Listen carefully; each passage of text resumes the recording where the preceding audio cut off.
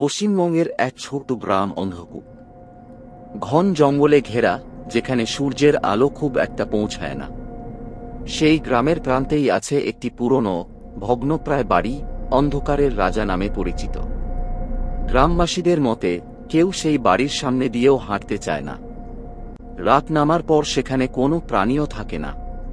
একসময় এটি ছিল প্রাচীন এক জমিদারের বাড়ি, কিন্তু এখন এটি ভুতুড়ে বলে পরিচিত। মৃণাল একজন সাহিত্যিক, কলকাতায় থাকে।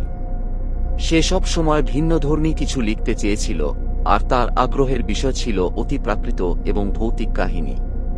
তার বন্ধু রুদ্র, যিনি একজন পুরাতত্ত্ববিদ, অন্ধকূপ গ্রামের বাড়িটি সম্পর্কে শোনার পর মৃণালকে সেখানে যাওয়ার পরামর্শ দেয়।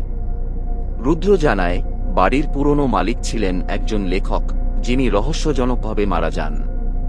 তার শেষ লেখা কখনোই পাওয়া যায়নি। এই গল্প শুনে মৃণালের কৌতূহল প্রবল হল। সে সিদ্ধান্ত নিল অন্ধকূপে গিয়ে পুরনো বাড়িটি ঘুরে দেখতে। হয়তো সেখানেই তার নতুন উপন্যাসের জন্য উপযুক্ত প্রেরণা পাওয়া যাবে। রুদ্র তার সঙ্গে যাবে বলল। যাত্রা শুরু। মৃণাল ও রুদ্র এক ভোরবেলা অন্ধকূপের উদ্দেশ্যে রওনা হল। পথের ধারে গ্রামের মানুষদের সাথে কথা বলে তারা জানতে পারল যে বাড়িটি এখনো অনেক ভয়ানক। রাতের বেলা সেখানে আলো দেখতে পাওয়া যায়, কিন্তু কেউ কোনদিন সাহস করে বাড়ির ভিতরে ঢুকতে পারেনি। গ্রামে পৌঁছে তারা প্রথমে স্থানীয় হোটেলে উঠল। সন্ধ্যা নামার আগেই দুজনে সেই বাড়ির দিকে রওনা দিল। গ্রামের বৃদ্ধেরা তাদের অনেকবার সাবধান করল, কিন্তু মৃণাল এসব কথায় কান দিল না। তার মনে হচ্ছিল এ বাড়ির রহস্যই তার পরবর্তী উপন্যাসের কেন্দ্রবিন্দু হতে চলেছে। পুরনো বাড়ির ভিতর। বাড়ির সামনে এসে মৃণাল এবং রুদ্র থমকে দাঁড়াল। বাড়িটি সত্যিই ভগ্নপ্রায়।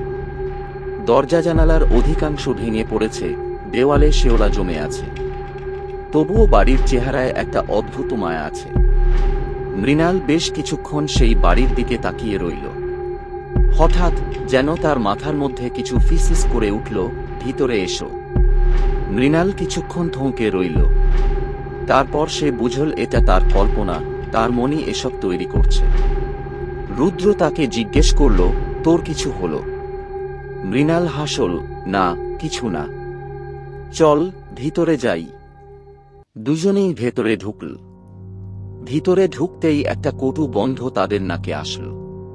পুরো ঘর ধুলো আর মাকসার জালে ঢাকা। কিন্তু তাদের চোখে পড়ল বাড়ির মধ্যস্থলে একটি ছোট্ট ঘর, যেটি মোটামুটি ঠিকঠাক আছে। সেখানে একটি পুরনো ডেস্ক আর চেয়ার রাখা আছে। ডেস্কের উপর একটি পুরনো পাণ্ডুলিপি পড়ে আছে। পাণ্ডুলিপির রহস্য।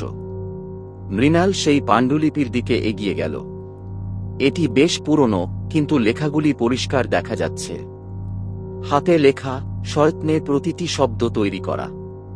পাণ্ডুলিপির প্রথম পাতায় লেখা ছিল, আমি যা লিখছি তা সত্যি।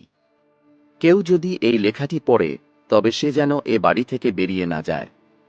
কারণ আমি জানি এ বাড়ি যা ধারণ করছে তা শুধু লেখায় সীমাবদ্ধ নয়।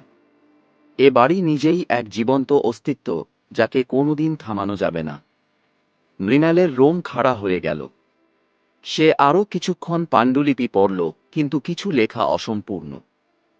লেখার মধ্যেই কিছু অংশ মুছে গেছে। সেই মুহূর্তে সে অনুভব করল যেন কারো শ্বাস তার ঘাড়ের কাছে। সে তাড়াতাড়ি পিছনে তাকাল, কিন্তু কেউ নেই। রুদ্র বলল, এটা কি? মৃণাল কাঁপা গলায় বলল, পুরনো লেখকের পাণ্ডুলিপি। কিন্তু লেখাটা অসম্পূর্ণ।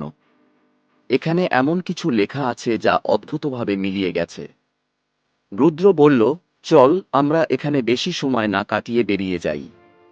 কিন্তু মৃণালের মনে হলো কিছু একটা তাকে আটকে রেখেছে, যেন বাড়িটি তাকে নিজের দিকে টানছে। সে পাণ্ডুলিপিটি হাতে নিয়ে বাড়ির বাইরে আসতে চাইল, কিন্তু দরজা বন্ধ হয়ে গেল। হঠাৎ তারা শুনতে পেল ঘরের দেয়াল থেকে কান্নার শব্দ। বাড়ির প্রতিটি কোণা থেকে গুঞ্জন ধ্বনিত হতে লাগল, পাণ্ডুলিপিটি আমাদের, আমাদের। অদ্ভুত রাত। মৃণাল আর রুদ্র তখন বুঝতে পারল যে তারা সত্যিই কোন অশুভ শক্তির সম্মুখীন হয়েছে। তারা অনেক চেষ্টা করল দরজা খোলার, কিন্তু কোন লাভ হল না। মৃণালের হাতে থাকা পাণ্ডুলিপিটি যেন তার হাত থেকে বেরিয়ে যেতে চাচ্ছে। অদ্ভুতভাবে ঘরের বাতাস ভারী হয়ে উঠল। রুদ্র পেছনে তাকিয়ে দেখল দেয়ালের ফাটলগুলি থেকে কালো ছায়ারা বেরিয়ে আসছে। তারা দুজনেই বুঝতে পারল এখন আর পালানোর উপায় নেই। মৃণাল কাঁপতে কাঁপতে পাণ্ডুলিপির শেষ পৃষ্ঠাটি খুলল। সেখানে লেখা ছিল, যে এই পাণ্ডুলিপি সম্পূর্ণ করবে সে নিজেই এই অভিশাপের মালিক হবে, আর অভিশাপের মালিক তার আত্মাকে চিরতরে এখানে বন্দী করে ফেলবে। এই লেখা পড়ার পরেই মৃণাল অনুভব করল কিছু একটা তার মনের মধ্যে ঢুকে যাচ্ছে। তার মনে হলো সে পাণ্ডুলিপিটি শেষ করার কথা ভাবছে। তার হাত আপনা থেকেই কাগজের উপর কলম চালাতে শুরু করল। রুদ্র আতঙ্কে চিৎকার করে উঠল, তুই কি করছিস? থাম! কিন্তু মৃণাল আর থামতে পারল না। কলম তার হাতের নিয়ন্ত্রণে আর নেই, সে যেন অন্য কারো নির্দেশে লিখে যাচ্ছে। বাড়ির ভিতর ছায়াগুলি এখন ঘন হয়ে উঠছে, তারা মৃণালকে ঘিরে ধরছে। রুদ্র পিছিয়ে গেল, সে দেখল মৃণালের চোখ দুটো রক্তবর্ণ হয়ে গেছে। মৃণাল শেষ বাক্য লিখতে যাচ্ছিল, এটাই শেষ, এখন আমি মুক্ত। এই লিখেই মৃণাল মেঝেতে লুটিয়ে পড়ল। রুদ্র তার বন্ধুকে জোরে ঝাঁকাতে লাগল, কিন্তু কোন সাড়া পেল না। মুক্তির পথ। রুদ্র তখন বুঝতে পারল এই পাণ্ডুলিপি মৃণালকে অভিশপ্ত করে দিয়েছে। বাড়িটি শুধু মৃতদেহ নয়, সৃষ্টিশীল মনগুলোকে ধরে রাখে। যারা লিখতে ভালোবাসে তাদের অভিশাপ দিয়ে এখানে বন্দী করে। রুদ্র পাণ্ডুলিপির শেষ অংশটি দেখে বুঝল, যদি কেউ পাণ্ডুলিপিটি সম্পূর্ণ না করে তবে সে বাড়ি থেকে মুক্ত হতে পারবে না। সে তাড়াতাড়ি মৃণালের হাত থেকে কলম নিয়ে পাণ্ডুলিপির শেষ অংশটি ছিঁড়ে ফেলল। মুহূর্তেই সবকিছু থেমে গেল। ছায়াগুলি মিলিয়ে গেল, বাড়ির বাতাস হালকা হয়ে উঠল। দরজাটি আবার খুলে গেল। রুদ্র মৃণালের নিথর দেহ নিয়ে বাড়ির বাইরে বেরিয়ে এলো।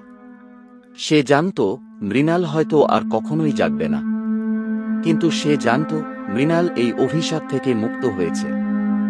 গ্রামে ফিরে তারা মৃণালের শেষকৃত্য সম্পন্ন করল, কিন্তু সেই পাণ্ডুলিপি কোথায় গেল তা কেউ জানে না। গ্রামবাসীরা বলে পাণ্ডুলিপিটি এখনও সেই বাড়িতে আছে, আর যেই লেখকের সন্ধানে যাবে সে আর কখনোই বাড়ি ফিরে আসতে পারবে না।